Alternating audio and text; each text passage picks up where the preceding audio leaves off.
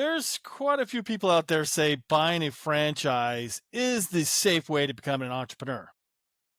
You can see those glossy brochures, the smiling couples in the polo shirts, and that franchisor promising turnkey system. But let's be real. Everybody has ChatGPT. We can find out what the numbers are. Most franchises don't make much money. After the royalties, that's on top. Like it's 10 to 7% of gross, rent, labor, and debt service. Most buyers are working 60 hours a week for less than they made in a W-2 job. Now, I've actually seen people sink 500K into a brand and realize they just bought themselves a job with the logo. So today, what I want to do is kind of cut through some noise here. We're going to look at 5 franchises that actually print cash and the tailwinds pushing them forward. And also the SBA signals that tell a lender, yeah, this is a bankable deal. So by the end, you'll know exactly which industries generate real cash flow and how to make the banker nod yes instead of, maybe. I'm Jon Stoddard from DealFlowSystem.net. I've helped first-time buyers fund, find, and close their first business without burning years on junk deals. And I've reviewed hundreds of franchise P&Ls. Some print money, some should come with a warning label. So today I'm going to focus on the ones that make sense to buy, not start, and why lenders actually love them. But first, we need to talk about the margin mindset. Most franchise, their net income live around 8 to 15% net after everything. And the top operators hit 20 to 25% plus. So what do those winners share? They always have low inventory, number one. Number two, they have low overhead. And number three, they have reoccurring demand. And the real filter, they have tailwinds instead of headwinds. So tailwinds are those forces which you move forward, like aging population, e-commerce, service shortages. And headwinds, that's the stuff that kills margins, like rising labor cost, rising gas cost, rents, regulation, like California writing a new policy about something. Find a business with more tailwind than headwind and a clean story for the bank, and you've got leverage. All right, let's get into that list. Number 5, and this is the benchmark for all, Chick-fil-A. Average store sales are over $8 million per unit. That's 8 more than McDonald's and Starbucks combined. But here's the catch. You don't buy a Chick-fil-A. They choose you. You put the K in, they own the real estate and equipment. You just manage the store and get a cut of the profits. Usually it's like $250 to $500K a year. That's very nice, right? You also have no debt, no lease, just operations. And you've got a lot of tailwinds like brand loyalty. You should see the Chick-fil-A here in Tucson. It's always filled right around the corner. You got drive-through, which is cash velocity, and conservative growth, like the scarcity value. But there's a little bit of headwinds on these. There's just like less than 1% acceptance. There is no equity, and it's lifestyle heavy. So you're going to come home smelling like chicken every night. If you can live with that, 250, 500K, all right.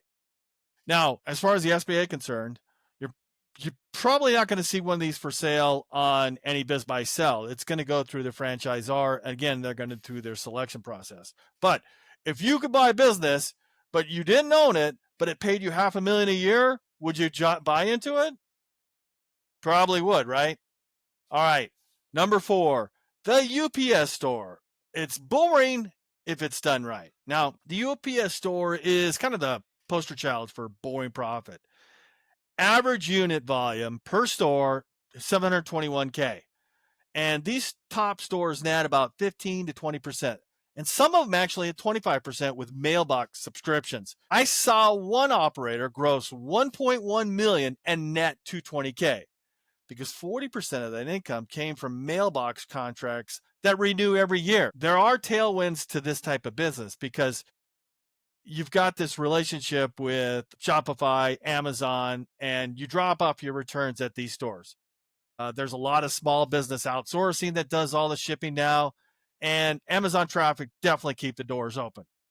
As far as headwinds, You got rising rents and turnover. It's really hard to find good people to work behind the counter, just packages, mail, and everything over and over the same all day. Now, as far as the SBA considers on these, underwriters ask, can this business survive a slow quarter? Because they got to show 6 months of cash reserves or business line of credit. And they should show they can prove reoccurring income like mailboxes and printing so that the debt service coverage ratio stays above 1.5 in Q1, which is after the Christmas, and it drops off. This deal checks every box. You got diverse revenue, reoccurring customers, and bank verified cash flow. Like, would you buy into something if boring made you rich? All right, let's get on to number 3. Bright Star Care, home health care. Bright Star Care sits where demographics meets demand. Average revenue for these franchises is $2.4 million. In the top 25%, it's about $4 million. And margins hover around 18 to 22%. Get this, 10,000 Americans turn 65 every day. That's a category with a 20-year tailwind. So, tailwinds with it, you got aging population, you got insurance reimbursement, and AI can't replace human touch. Now, headwinds, turnover is pretty high.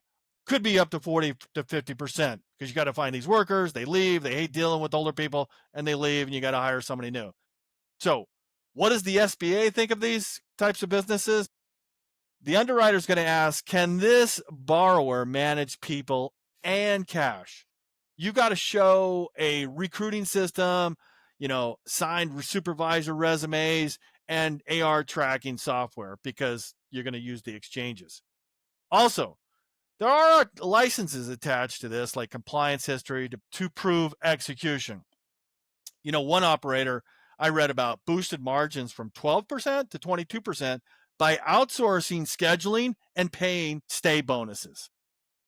So, question for you would be, would you buy a business where the turnover was your biggest expense if demand was guaranteed for 20 years? Now, that's Brightstar, home healthcare. All right, let's get on to number 2, the maids, reoccurring revenue machine. Startup costs for these things like this are 150, 200K. Mature units do about 1 million in revenue, 20 to 25% net. Why? Well, because cleaning is a subscription disguised as a service. You got a lot of tailwinds with this type of businesses. A lot of people that contract to the maids are 2-income households, all to the wealthy. You've got work from home mess culture, and you got weekly and bi-weekly contracts. SBA loves that. But you do have headwinds. You got major labor churn. You got, you're cleaning somebody else's house. There's envy and just not wanting to show up. Also, there's gas and insurance. What does the SBA think of the maids franchise? They're going to ask, is cash flow predictable and not tied to one customer? Right? You want a whole bunch of customers. You got to prove you got 100 customers, reoccurring clients, no one customer over greater than 5%. One story I heard got flagged for limited scalability. What he did is exported as a CRM showing 80% reoccurring contracts. And when you show 80% reoccurring contract, your loan will be approved. That's what banks fund, predictable cash flow with proof, because that's how they loan, on history. Would you buy this kind of business if 2 crews called up and quit tomorrow? That's what you have to get used to.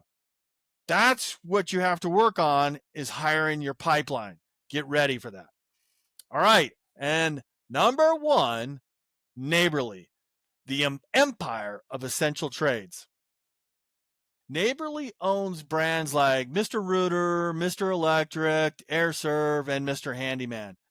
Yeah, and these margins for this type of franchise, 25 to 30%. And that's in the elite category, because these are essential trades with just non-discretionary spend. And the tailwinds for this, you got aging housing stock, a lot of older houses on the market. There's also skilled trade shortage, which is pricing power, and cross referrals between brands, right? They all need somebody. They need a plumber, they need electric, they need HVAC. But there are headwinds to this kind of business. It's difficult to recruit techs today because it is a in-demand industry and it's going to be hard to find good qualified techs. And you got material inflation. But here's what the SBA thinks about this type of businesses. The underwriters are going to ask you, is revenue diverse and verifiable? And you can fix that by showing residential service, which is, let's say, 50 customers, no one dominant. Again, customer concentration. You also have to provide CPA-reviewed P&Ls, maintenance log for equipment. And you got to demonstrate that debt service coverage ratio. It's got to be 1.5. I'm more comfortable with 2 with a seller note on standby. So here's an example. If you had a buyer and acquired Mr. Reuter for $900K, revenue dipped in 2020, he proved post-COVID backlog. And that business can get funded. That's a bankable deal because you prove what happened there. That's number 1. Would you buy a business that fixes what can't be ignored? This franchise is as recession-proof as it gets. All right, part 9, the question that decides it all, right? Here's the question I have my students ask before buying any business. If the owner disappeared for 60 days, would this business still pay payroll and the loan without them? If it's yes, go for it. If it's no, fix it or walk or get a better price. Because that one question forces 3 truths. Does it have recurring revenue? 2, does it have operational depth? And 3, is there cash discipline in there? Are there reserves to work on? That's what the SBA investors both bet on. All right, let's recap the 5 franchises worth buying. Number 1, that's Neighborly. It's essential services, 20 to 30% margins, and massive tailwinds. Number 2, The Maids. It has subscription model disguised as cleaning. And number 3, Bright Star Care. Demographic megatrends, SBA friendly with systems in place. Number 4, the UPS store. Boring, same thing every day, but reoccurring profit that banks love. And number 5, Chick-fil-A, the gold standard for systems and cash flow. But finding one, it's nearly impossible. So, across all 5, what do you see in these things? Reoccurring customers, predictable revenue, verifiable financials. These are the real brand equity thing. I like to say, buying a business and having success, it's not magical, it's not mysterious, it's the natural consequence of consistently applying the fundamentals. And these are business fundamentals. These franchises offer that. So if you're serious about buying your first business, not just scrolling through YouTube Dreams, go to dealflowsystem.net. I'm Jon Stoddard. I will see you on the next one.